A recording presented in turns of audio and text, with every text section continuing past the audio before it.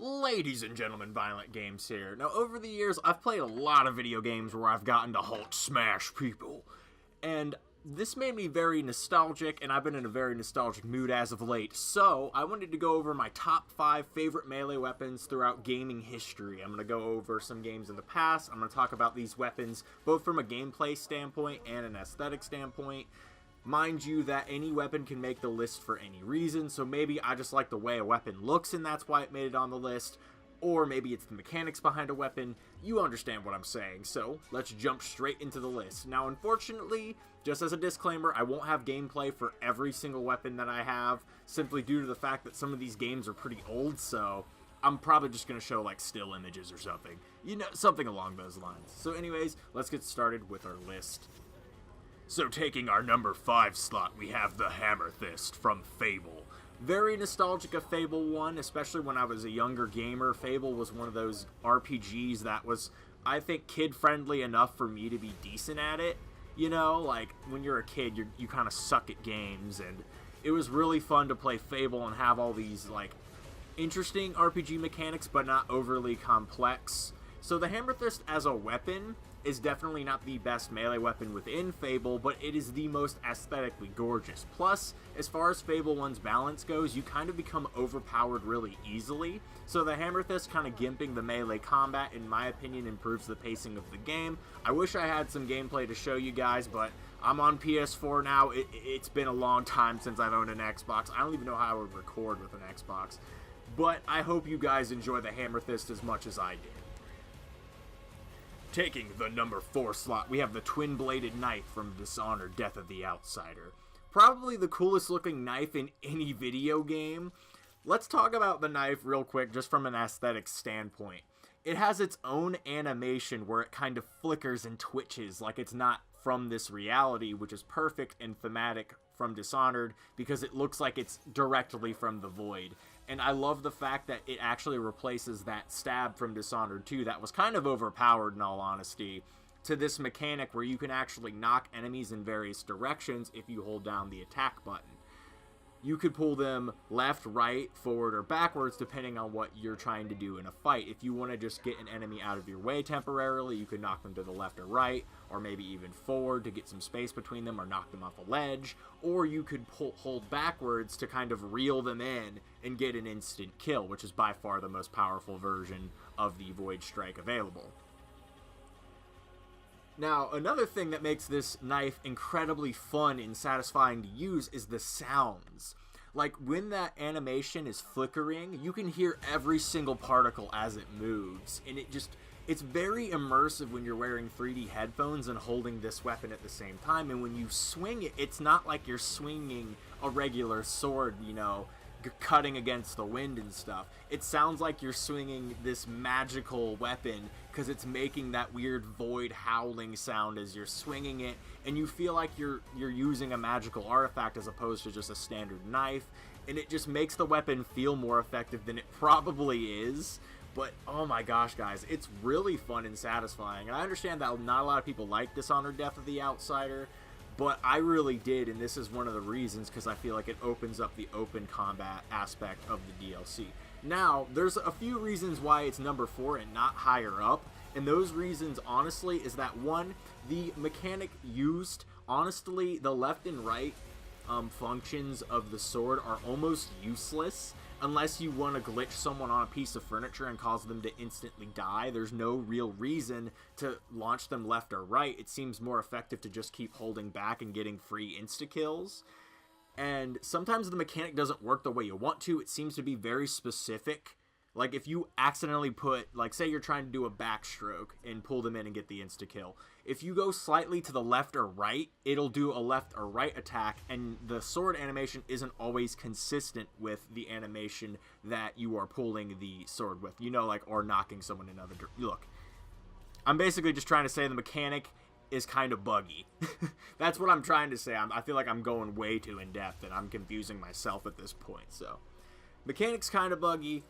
And then the other thing I don't like about the sword is you don't get it till like halfway through the game.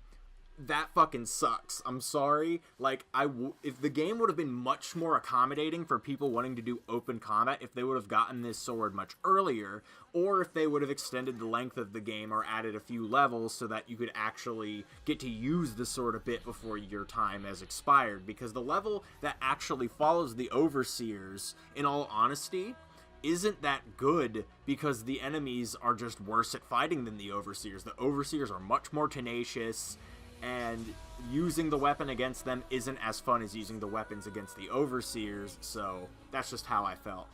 So twin-bladed knife, really, really awesome, but unfortunately it wasn't put in a game that lasted very long, and that's why it takes that number 4 slot. So taking that number 3 slot, we have the Burial Blade from Bloodborne. Look guys, picking a weapon from Bloodborne to put on this list was hard. There are so many cool weapons in Bloodborne, like whip canes, and whirligig saws, and beast claws that turn you into a, like, literal animal. There's just way too many cool weapons in Bloodborne that and there's even a weapon that turns you into a squid Cthulhu monster. Like, look. Bloodborne has a lot of cool weapons, but by far my favorite is the Burial Blade, simply due to the fact that it has a great moveset that has hyper armor and a lot of rally potential, which means you can actually gain a lot of your health back if you happen to get hit. So if you hyper armor through some of the enemies in the game, you can actually use the combos that this weapon has to regain all of your health. Not only that, but I love the transition combos you can do with it as well. When you do a couple swings in your base form, then switch out to the scythe, there's actually a brief period of hyper armor in between there where you can just keep rallying your health back and doing pretty good damage against the enemies.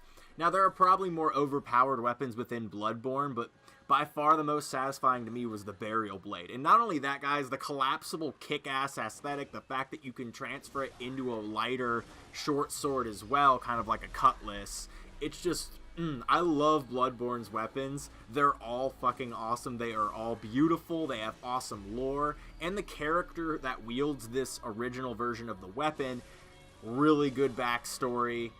Really, really good game overall, I have to say. Like, the Burial Blade, absolutely fantastic. Though, I do have a problem with the Burial Blade, the same problem I have with the twin-bladed knife from the last one, is that you don't really get this weapon till later in the game, and it's kind of deflating because I would have liked to have used this weapon from the very beginning if possible, and I didn't really get the chance to do that. Now, you can do that in New Game Plus, but you kind of get what I'm saying. It loses some of the luster the second time through.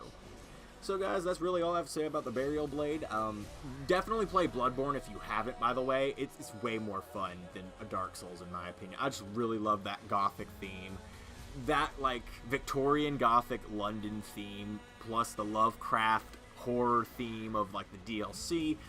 I just really, really love Bloodborne as a whole, guys. And the Burial Blade, the memories, guys. The memories. It is worth mentioning before I move on, though, that the Burial Blade is both viable for the PvP in the game, which is the player versus player, and the PvE, the player versus environment encounters in the game as well. The Burial Blade never really falls short because of its great range and great moveset. Like I've said before, Reiteration City. Taking our number 2 slot, we have Greased Lightning from Fallout New Vegas. This weapon, guys, I would love to show you gameplay of. I'm not gonna lie to you, I've had such a good time using Greased Lightning in Fallout New Vegas. Years ago, on the Xbox 360, I played Fallout New Vegas for the first time, and I hated it because the game was buggy. But when they finally patched the game and released its DLC, I got a second chance to play it. And one of the DLCs was called Gunrunner's Arsenal, which added a new Power Fist, which I'm very fond of melee weapons in games, so I picked up Power Fist, and that was my favorite from Fallout New Vegas. But they added a Power Fist called Greased Lightning, which you purchased from, I believe it was the Brotherhood chapter that existed in the game. So you would go to, like, the munitions officer, and you would purchase this weapon for, like, a X amount of caps, and it's basically just a Power Fist that has a really, really fast attack speed. But what was great about this is that there's multiple multipliers in the game. That's a fucking sentence. Multiple multipliers. But There's multiple multipliers that stack to both your melee swing speed and your damage with melee. So you would have things like heavy-handed as a trait to make your physical melee damage higher, and then you would have this perk called Slayer, I think, or something like that, that would increase your attack speed overall, which with Greased Lightning makes your swing speed really, really quick. And on top of that, you could craft a chem called Rushing Water, which once you drink that on top of that, makes your swing speed even faster. And you get the ability to knock down enemies later on in the game with unarmed attacks and stuff. I don't remember what ability that is, but once you have an insane attack speed, that chance almost triggers all the time. So as soon as you run up to an enemy, you just knock them down immediately and pummel them into the dirt, into their tenderized meat. Greased Lightning was just insane. And fun fact, guys, I punched so fast because I was in this big mob. I think I was fighting Cook. And I was punching so fast that my game physically crashed whenever I went into that scene and used Rushing Water. It was hysterical. I love Greased Lightning and all of its hilarity. It's just a really, really fun game, especially when you think of how Fallout New Vegas never really took itself too seriously. Greased Lightning fits right in. I had a blast using it. And now, for my favorite melee weapon in any video game ever, guys, I have to give it to the drill from Bioshock 2. The drill has everything that I could like about a melee weapon. It has the perfect aesthetic, it's got its own independent sounds and animations, it's just very satisfying to use, it's loud, it hits hard, you can focus builds around it, it's very effective, it works in conjunction with other abilities in the game. Let's go over some of the mechanics of the drill first and foremost. Because it has multiple forms of attacks, which is another reason to love it. It has 3 forms of attacks. So the first is you just hold down the attack button, and this will cause the drill to spin. If you have an upgraded version of the drill, which you can get upgrades for the drill, once you max it out, you can actually get a propulsion field that will knock back bullets and other projectiles if the drill is spinning, which is kind of useful for taking down a lot of mobs with the drill. The second form of attack is you simply tap the attack button, and this will allow you to swing your drill and just use it as a blunt type of weapon. The sound that is made from hitting splicers and other things in the game with just smacking people with this big drill is so satisfying, and you really feel like you're some kind of like beefed out monster who's just like slamming into people, and they're just like not even able to stand up to it that much. Like the drill, even on the hardest difficulty, just hits absurdly hard, and it is so satisfying. And finally, the last form of attack, you have to hold down the attack button and cause the drill to spin, or get it close to that spinning animation. Then you press circle or whatever it is on PC, or B on Xbox, and then you'll actually do a shoulder slam that is iconic with the bouncers from Big Daddy. If you guys aren't aware, when Bioshock 2 was announced that you were playing as a Big Daddy, everyone pretty much wanted to play the bouncer. Everyone wanted the drill. The drill was the power fantasy for Bioshock fans, and boy did they deliver here. It is absolutely fantastic. It's very effective. Literally collecting the gameplay for this was just so much more satisfying because of the drill. And not only that, guys, but Bioshock 2 is kind of an underrated game in itself. I feel like a lot of people give it unnecessary flack because they keep comparing it to the first game, even though I think both games are good in their own respects. I think the gameplay of Bioshock 2 is far more refined, and I feel like the drill is definitely one of the reasons. The developers of the game knew that we would love the drill so much, they even added a gene tonic to where you can only use the drill, but it massively reduces the cost of Eve. So on top of having all these forms of attacks, you can now mix in plasmids with it as well. You can freeze enemies and smash them with the drill dash. You can use bees and fire, which is my favorite, to kind of cause enemies to get stunned a little bit while you line up charges. Or if they get close enough, just go ahead and drill them down. Or just, melee them a few times if their health is low enough and you get a free easy kill. Any way you use the drill, it's really effective, and you feel like a badass when you use this weapon, and it's just so much fun. I would never play Bioshock 2 with just using the guns. As soon as I get drill specialists from, what's it called, Dionysus Park. When you go to Dionysus Park, pick up that as soon as possible. I'm telling you guys, it's the best way to play the game. Bioshock 2, the drill, is by far my favorite weapon. It's just, it looks cool, it sounds cool, it looks like it hurts. It's just, it's such a power fantasy weapon as well. And you really do feel like you're Hulk smashing everything you beat down with this thing. It's so much fun.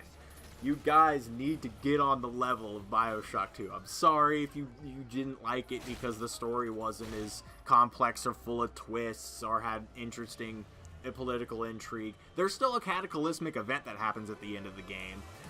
And, you know, I think the evil route is actually probably the most sensible in Bioshock 2, given that, I don't know, it just fits the theme a bit more. Look, I feel like I'm just going to start rambling about Bioshock 2 if I stay here too long. The point of this video is that the drill is my favorite melee weapon throughout gaming history, and that's saying a lot.